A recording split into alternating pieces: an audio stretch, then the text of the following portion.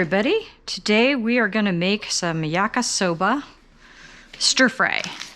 And Yakisoba is just wheat noodles. I know it says soba, which sounds like it's going to be made out of buckwheat, but it's not.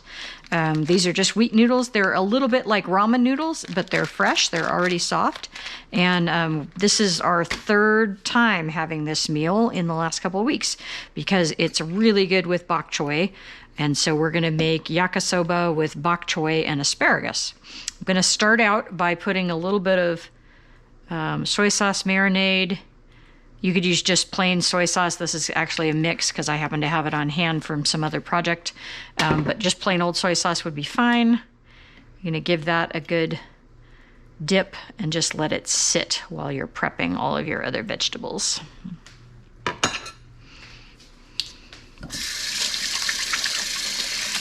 Wash the raw chicken off of my hands.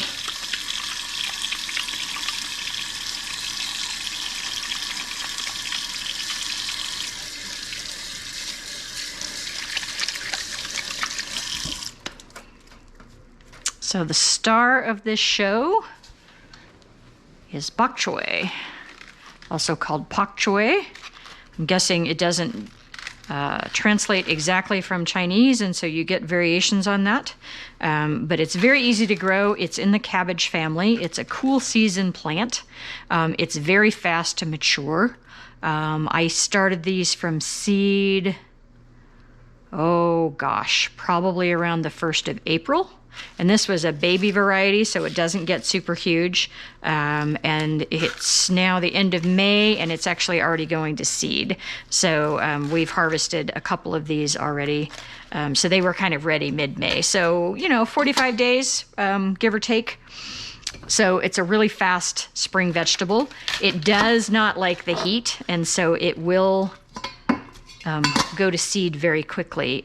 So you don't want to plant so much of it that you're not going to know what to do with it, because it's pretty easy to get overwhelmed by the amount that you have. It's very tender, super mild. I like to cook the stalks a little bit longer than the green part, and so I chop these just kind of like they were celery, so fairly thin. And then as I start getting into the greens, I will make bigger cuts.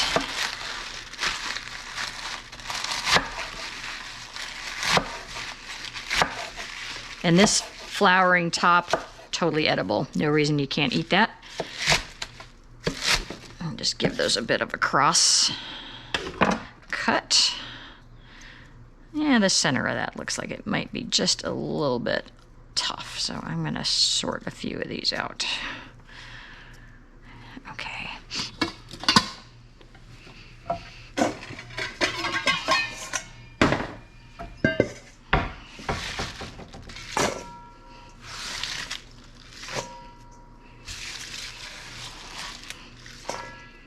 Simple enough.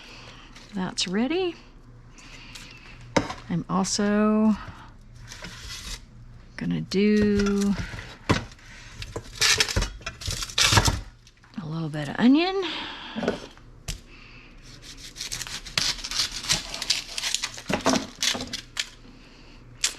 And again, the best way to peel an onion, best way to chop an onion for almost all things is cut through the poles.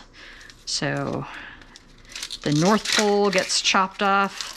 The South Pole stays on, which is the root end. Makes it easy to peel off. There's a little bit of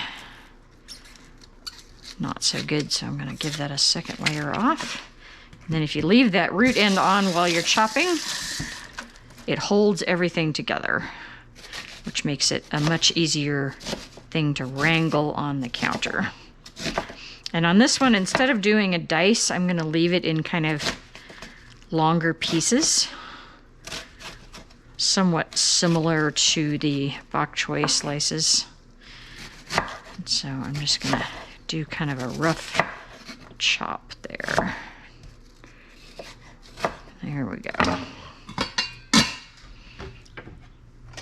Then I'll save the other half of that onion for a different project.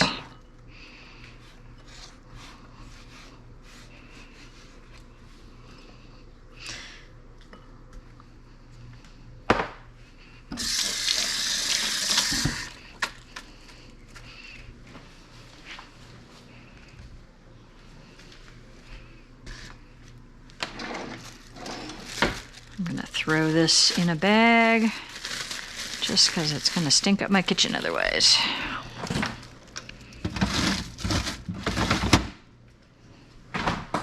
Oh, look, an earwig. They are everywhere. I used to be super heebie-jeebied out by those guys, and now I just squish them with my fingers. So we are going to throw a little bit of asparagus into this lovely stir fry.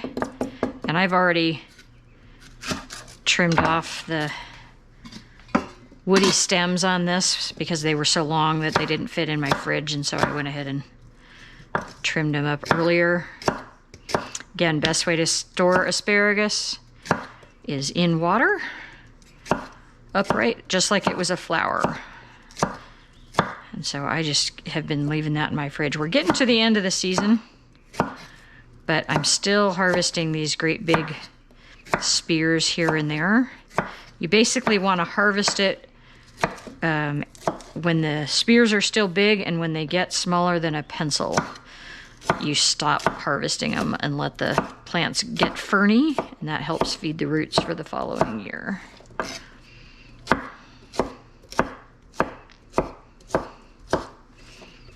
And there's that. I'm going to save the rest of this for another meal.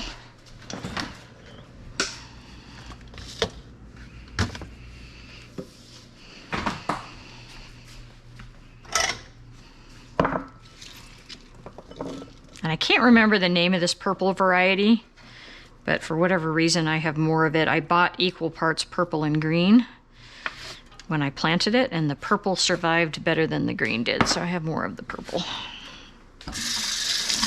All right. I don't know why I always throw things into the sink instead of directly into the compost bucket, but I never seem to quite be able to get my act together on that. So, extra steps. The noodles themselves, they just need to be rinsed in hot water. I'll let that heat up for a second.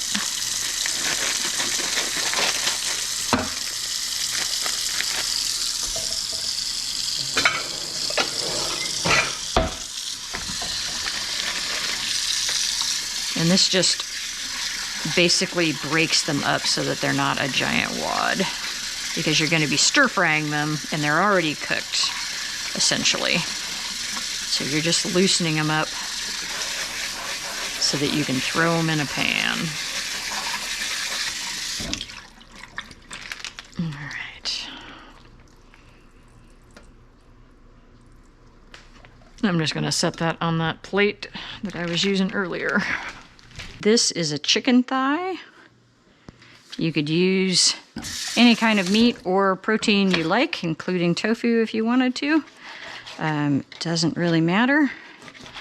I just happen to have these chicken thighs, so it was an easy. And we're making this quite veggie heavy, so I'm not doing a lot of chicken in this. It's just one chicken thigh.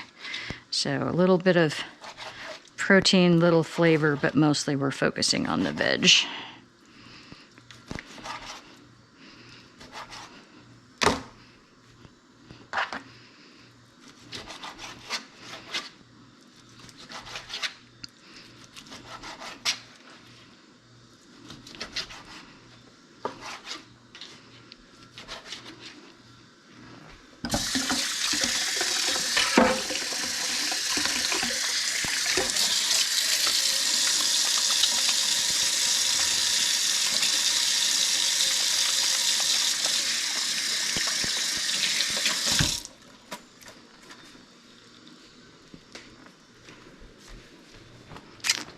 And I'm going to cook this in a wok.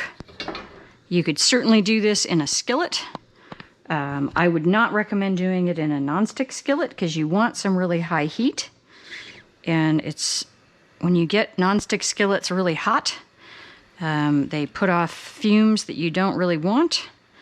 And even if they're not putting off fumes,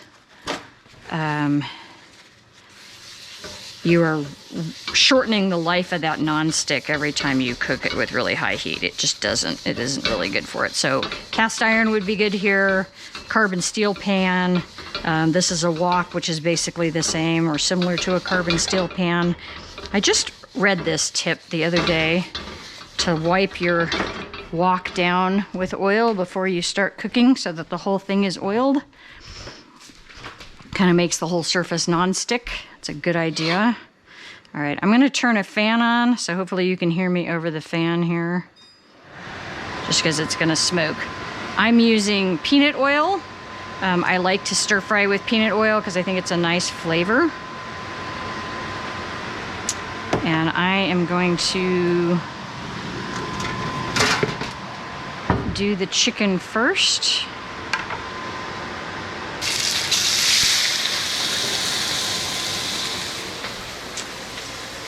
We can't really get woks as hot as they would be in a traditional wok. So there's no way we're ever gonna get the kind of results that a true wok would get, just because the stove is never gonna be hot enough. I've got this on my highest burner. I probably could have let it preheat a little bit more.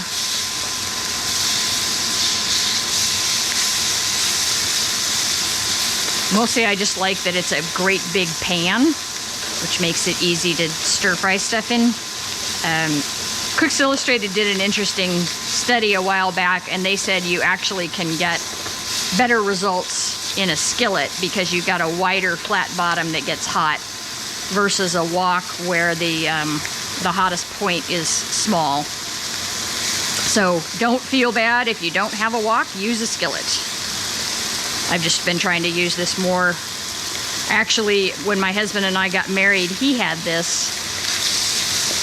So this is like a 20-something-year-old wok. We don't use it enough, so I'm trying to make a habit of using it more.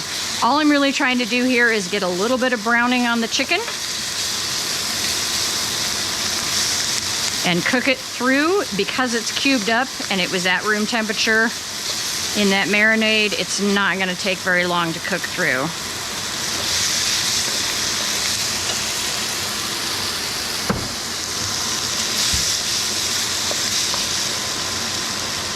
But I'm trying to get a little bit of color on there if I can.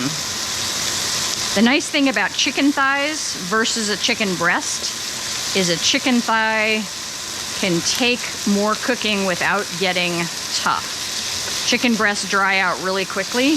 Chicken thighs, because they have more fat, they're a little more forgiving. And so if you can afford the extra 20 calories or so between the two, chicken thighs are much easier to not accidentally overcook and still keep juicy. All right, I'm gonna remove this to a dish so that we're not continuing to cook it. Let's see if I can do this without burning all the hair off my arm. Look at that, success. All right, back over heat. Tiny bit more oil, of course, after I put it away. I'm not doing a ton of oil. Again, I'm concerned with calories, so I'm not one to use lots and lots of oil. And this pan, because it's been well used, is fairly non-stick. I'm gonna throw in the onions.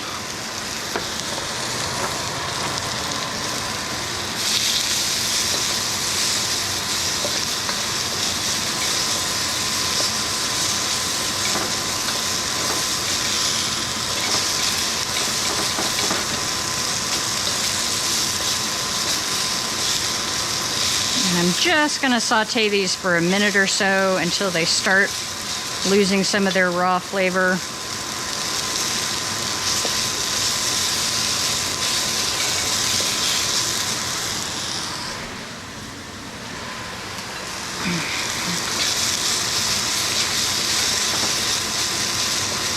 And this is not a traditional yakisoba recipe. I'm really just stir frying some noodles. It came with a flavor pack. I'm not using their flavor pack. So I'm just kind of winging it. I I do a lot of stir fries, so this is, as I described it to my husband the other night, throw everything Asian flavored into the pan. All right, that looks like it's got a little color on it. I'm gonna add in, I'm gonna try to do the stems first, mostly. A little bit of the green is gonna go in there.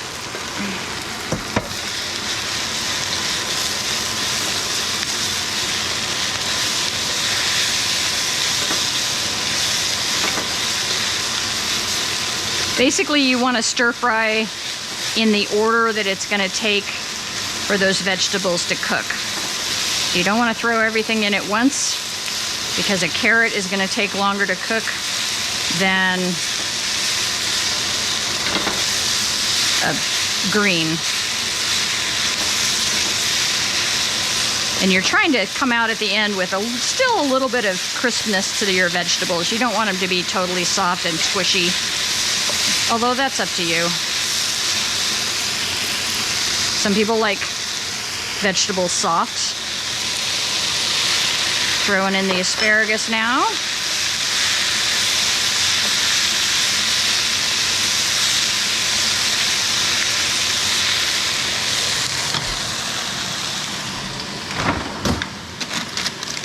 I'm also going to throw in a handful of bell pepper. I take ripe bell pepper in August and chop and freeze it. And we use probably 3 gallons of chopped bell peppers, maybe 4 gallons of chopped bell peppers over the course of the rest of the year until we get back to doing it again. I don't do anything to them except chop them and throw them in a freezer bag. But we use them all year round. They're wonderful. That stem just seems a little tough.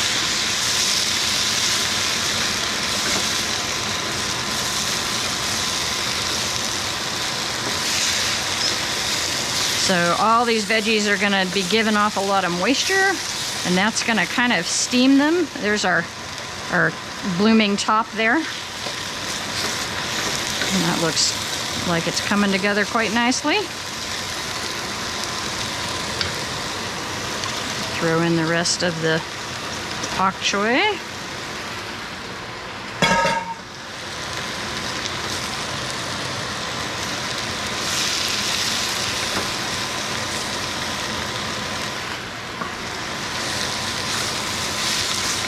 Because this was sprouting, there's a little bit of a center stalk in it that was a little bit, you can see it there, probably just a little bit more woody than normal. Totally edible, but probably not going to be a pleasant bite, so I'm kind of picking it out as I see it.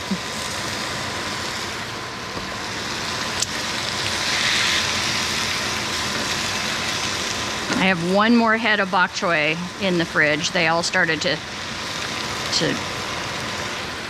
go to seed, which I knew they would. And so it's just an early spring dish, and then I'm done.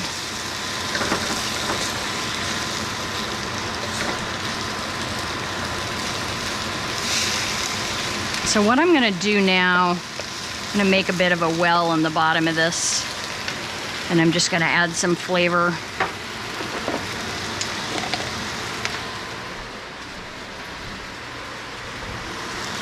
So this is homemade chili paste.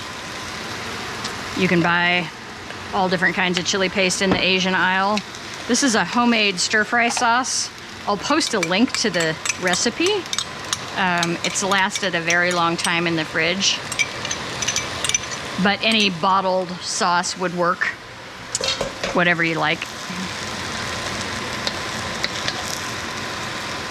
And then this is ginger people ginger juice. It's a nice way of adding a ginger flavor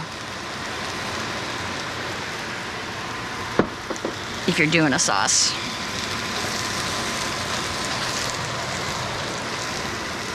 Some heat coming off this thing. I'm afraid I'm gonna light the oven mitt on fire.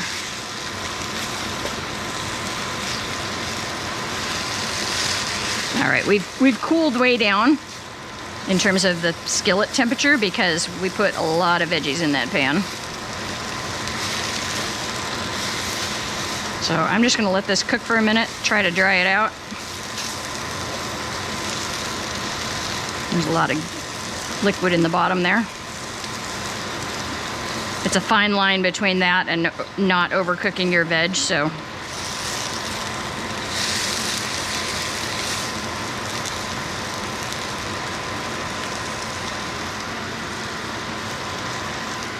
And then we're gonna add our noodles. These are fresh noodles. They came from the produce aisle. Same place you would find wonton wrappers and egg roll wrappers. That's where I found these. If you have an Asian grocery, you'll probably have about 1 million different varieties to choose from. My grocery store, my non-Asian grocery store, this was it. But they're really quite tasty. And it's a generous single serving or a lighter double serving of noodles is this packet. So again, we're trying to go veg heavy, so we're not doing a ton of noodles here.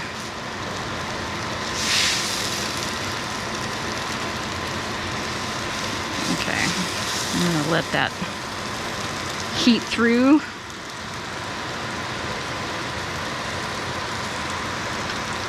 At this point, not really fried noodles, more like warmed up steamed noodles, but that's okay. It's still gonna taste amazing.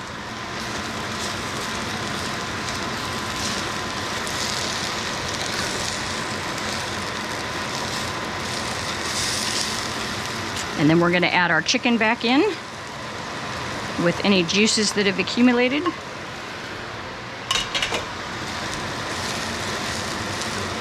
And then we serve this with a little bit of chili crisp.